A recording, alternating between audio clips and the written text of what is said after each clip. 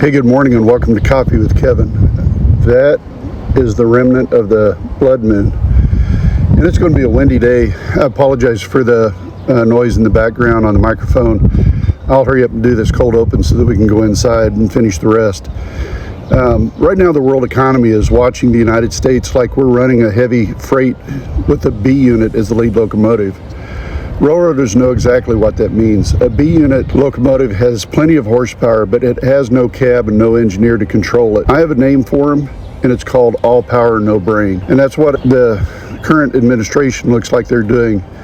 Even with this latest appointment of Mark Wayne Mullen, it doesn't look good at all. Like I just said, this administration looks like it's operating with a B unit in control, all power and no brain. And when a heavy bulk commodity train starts rolling with a B unit in the lead, everyone down the line eventually feels that shaking. Compare that leadership philosophy to that of Abraham Lincoln. Presidential historian Doris Kearns Goodwin wrote a remarkable book called Team of Rascals, one in which I love and have read and studied many times. In it we learned that Lincoln surrounded himself with the strongest political minds in the country. Men who had competed against him, disagreed with him, often believed they themselves should have been president. His cabinet includes leaders like William H. Seward, Salmon P. Chase, and Edward Bate. These were not quiet followers. They were rivals. Lincoln welcomed the disagreement because he understood something fundamental about leadership. You don't build a great government by surrounding yourself with people who always agree with you. You build it by surrounding yourself with the best minds available,